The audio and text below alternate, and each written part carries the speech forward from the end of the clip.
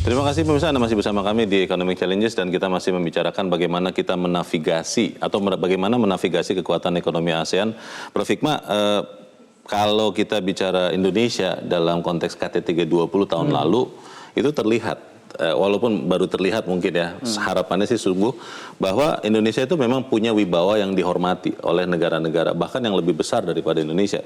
Kalau di ASEAN dengan berbagai kepentingan tadi, kalau contoh misalnya kasus Myanmar, saat kemudian masing-masing punya sikap yang berbeda, bagaimana Indonesia bisa menjadi chair yang signifikan dan bisa menyatukan ASEAN supaya kemudian target KTT ASEAN tahun ini bisa tercapai? Ya, kalau masa lalu ya, zaman Pak Harto memang pada masa itu Indonesia sangat-sangat disegani. Karena selain senioritas, Indonesia juga banyak membantu negara-negara ASEAN lainnya. Bahkan presiden kita pada waktu itu sangat sebenarnya pandai bermain isu-isu yang berkaitan dengan geopolitik. Nah, pada masa sekarang ini, karena juga masa jabatan itu sangat terbatas ya, paling banter kan 10 tahun. Sehingga presiden maksudnya ya? Presiden, ya. Sehingga kekuatan dari Indonesia itu tidak pada figur siapa yang menjadi presidennya. Tetapi ide-ide yang dimunculkan. Dan yang paling penting adalah bagaimana ide-ide itu diimplementasikan. Nah, maka Bapak Presiden ketika KTT G20 kan sudah mampu untuk memunculkan banyak ide. Yang dimunculkan oleh para diplomat kita, para ekonom kita, dan lain sebagainya, lalu dirumuskan kemudian menjadi ide itu. Tapi juga Bapak Presiden punya komitmen untuk bagaimana terus melanjutkan itu. Nah, jadi dalam konteks seperti itu, keketuaan dari ASEAN ini, Indonesia menurut saya itu masih bisa dipandang. Karena dia akan memunculkan banyak ide, dan ide itu yang kemudian akan diimplementasikan. Nah, inilah yang banyak negara ASEAN masih menaruh kepercayaan pada Indonesia. Termasuk salah satunya adalah menyelesaikan isu Myanmar.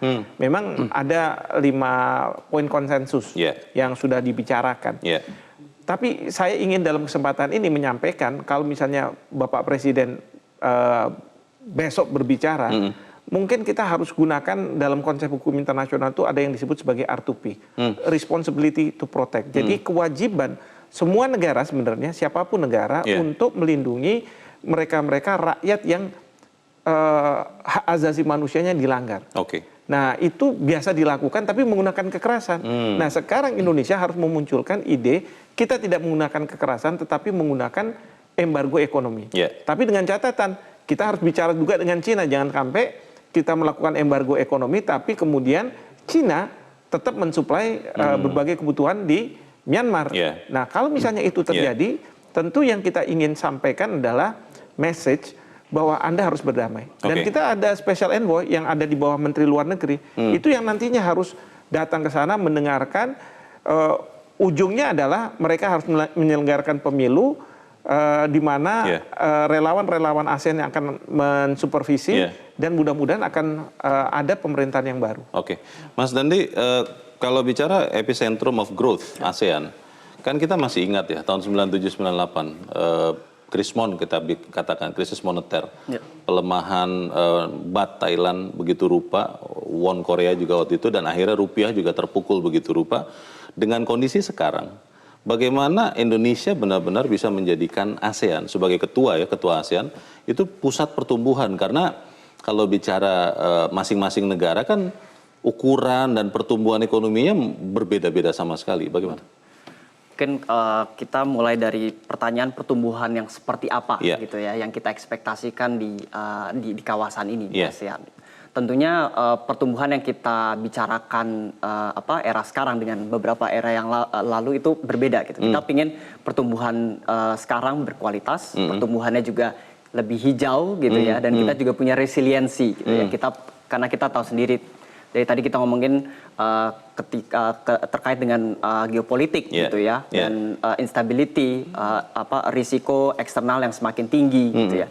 Nah, jadi sekarang kita pingin lihat kalau terkait dengan epicentrum of growth, kita lihat misalnya ASEAN gitu ya, Indonesia, Vietnam, Thailand itu merupakan negara-negara yang kita bisa bilang paling dinamis gitu ya, in terms of pertumbuhan ekonominya.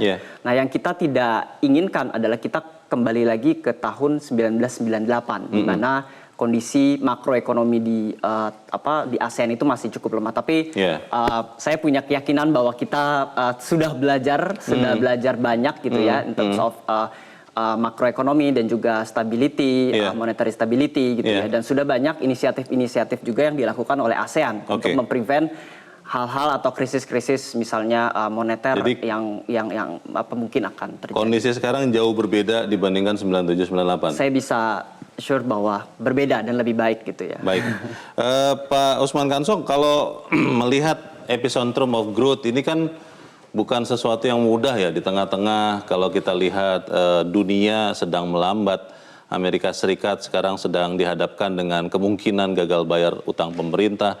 Tiongkok pun juga tidak mudah juga untuk bangkit dari COVID. Bagaimana strategi benar-benar mewujudkan epicentrum of growth itu yang diharapkan akan lahir dari sekian hari KTT ASEAN di Labuan Bajo ini, Pak Dirjen? Iya, jadi KTT ASEAN ini kan keketuaan Indonesia berlangsung selama 1 tahun.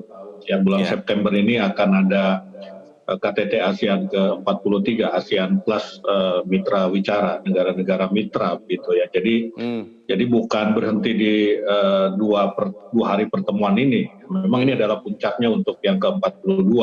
Tapi ada banyak sekali pertemuan yang dilakukan, ada 300 lebih pertemuan yang dilakukan sepanjang keketuaan Indonesia di 2023 ini begitu.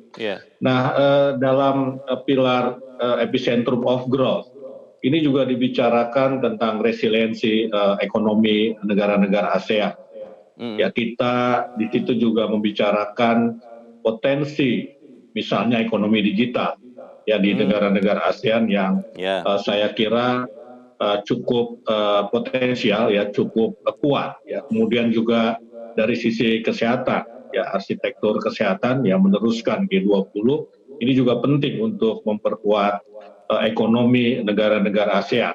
Seperti saya sampaikan tadi juga angka-angka menunjukkan bahwa ASEAN ini patut ya untuk berupaya menjadi epicentrum of growth dengan tingkat pertumbuhan yang di atas rata-rata pertumbuhan ekonomi dunia, kemudian dengan kontribusi PDB yang melebihi kontribusi PDB negara-negara Uni Eropa, apalagi seperti juga saya sampaikan tadi bahwa negara-negara berkembang lainnya di Afrika, kemudian Amerika Latin dan Timur Tengah ini juga sudah mulai meniru pragmatisme yang dilaksanakan oleh ASEAN yang mengambil manfaat dari keduanya ya, dari both kekuatan ekonomi maupun politik dunia.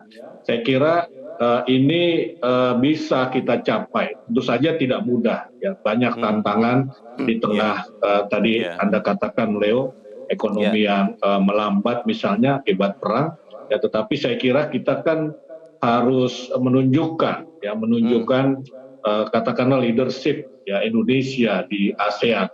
Ya, karena leadership ini kan diuji ketika situasinya tidak baik-baik saja begitu. Kalau situasinya baik-baik saja, semua juga bisa menjadi leader, kira-kira seperti itu. Nah, justru disinilah tantangannya, dan saya kira sebagaimana pengalaman KTT G20 tahun lalu, ya kita bisa memimpin atau menavigasi dalam bahasa ekonomi challenges kekuatan ekonomi ASEAN, supaya ASEAN tetap relevan ya dengan situasi ekonomi politik dunia. Bang Usman, kalau bicara soal pengaruh dari Amerika Serikat dan Tiongkok, sudah ada rencana untuk mungkin draft resolusi atau apapun namanya yang diharapkan dihasilkan dari KTT ASEAN di Labuan Bajo ini yang akan memperjelas tadi yang tadi Anda sudah katakan di awal bahwa ini bukan zero sum tapi semua itu bisa dimanfaatkan begitu. Bagaimana? Iya, ya jadi di KTT ke-42 Labuan Bajo ini kan KTT yang melibatkan negara-negara Asia Tenggara saja, ya plus Timur Leste yang juga akan menjadi anggota begitu. soal tadi itu akan dibicarakan di KTT ke-43 di Jakarta September nanti begitu ya. Ya, tetapi prinsip tadi itu pragmatisme itu saya kira ya sudah menghasilkan sesuatu yang positif bagi negara-negara ASEAN dan ini akan diteruskan begitu ya. Bukan berarti kalau tadi dikatakan bahwa nilai perdagangan ASEAN dengan Tiongkok lebih besar daripada Amerika, bukan berarti negara-negara ASEAN berpihak kepada Tiongkok ya. Cuma karena Tiongkok ini kan lebih konkret ya, kira-kira seperti itu. Nah kalau kita lihat juga, kalau lihat dari sejarah ini kan pembentukan ASEAN ini didukung penuh oleh Amerika Serikat pada tahun 76. Karena itu dikecam oleh Tiongkok dan Rusia bahwa ASEAN adalah neo-imperialisme. Ya, tetapi lama-kelamaan Tiongkok juga menyadari kekuatan ASEAN, akhirnya juga membuka kerjasama dengan ASEAN, sehingga nilai ekonominya, nilai kerjasama ekonominya sekarang lebih besar daripada Amerika Serikat dan kita tetap bekerja sama dengan Amerika Serikat. Ya, Indo-Pasifik yang diinisiasi oleh Amerika juga salah satunya karena melihat betapa untuk menjaga keseimbangan juga ya, sebetulnya seperti itu. Baik, Prof. Hikmah, kalau bicara kawasan Teluk, itu kan sangat diperhitungkan karena memang punya minyak. Kita bicara Uni Eropa juga sangat diperhitungkan karena kekuatan ekonomi besar juga. Tapi kalau kita bicara ASEAN, selain menjadi pasar, apa yang menjadi daya tarik atau nilai tawar ASEAN supaya kemudian juga diperhitungkan seperti dua kawasan yang tadi saya sebutkan itu? Yang pasti kalau ya nanti Mas Dendi bisa menambahkan, tapi yang pasti adalah terkait dengan pertumbuhan ekonomi. Dari waktu ke waktu pertumbuhan ekonomi di ASEAN itu sebenarnya menunjukkan sesuatu yang baik katakanlah gitu. Tidak hanya perdagangan antar negara-negara ASEAN, tetapi juga perdagangan dengan blok-blok perdagangan lainnya. Jadi itu yang pertama. Yang kedua adalah stabilitas sebenarnya. Suka atau tidak suka, kalau kita lihat sekarang di Eropa, stabilitas mereka terganggu, ya kan? Di negara-negara Teluk juga stabilitas juga ada permasalahan. Tapi relatively di ASEAN itu walaupun ada misalnya kudeta di Thailand atau apa dan lain sebagainya, tapi relatif stabilitas bisa terjaga. Nah, jadi itu juga sesuatu yang mungkin dilihat oleh dunia. Dan yang ketiga adalah ASEAN ini memang kelompok negara yang secara ekonomi antar negaranya itu berbeda. Kita lihat Singapura walaupun kecil tapi dia ekonomi sangat besar. Betul. Indonesia kita secara negara besar, secara penduduk besar, tapi ekonominya belum menyamai lah dengan Singapura. Tapi ada juga negara-negara seperti Kamboja, Laos gitu ya, yang berbeda juga. Nah ini mungkin bagi negara-negara lain gitu ya, para pelaku usaha dan lain sebagainya, ini dianggap sebagai suatu opportunity buat mereka. Coba lihat aja Vietnam. Vietnam yang tadinya tidak apa-apa lah ya, beberapa tahun yang lalu, sekarang sudah sangat luar biasa pertumbuhannya. Pertanyaannya adalah begini, pada saat-saat ini, nanti saya ke Mas Dandi, dedolarisasi itu sedang dilakukan. Banyak negara di Asia Tenggara yang sudah mulai melakukan transaksi dengan mata uang masing-masing. Kan itu secara langsung kalau masyarakat awam mengatakan, oh itu berarti menghindarkan diri dari Amerika Serikat. Apakah itu bisa dianggap seperti itu? Apakah tetap bisa bekerja sama dengan dua kekuatan ekonomi besar dunia itu? Kita bahas di bagian berikut. Pemirsa tetap bersama kami, Economic Challenges segera kembali.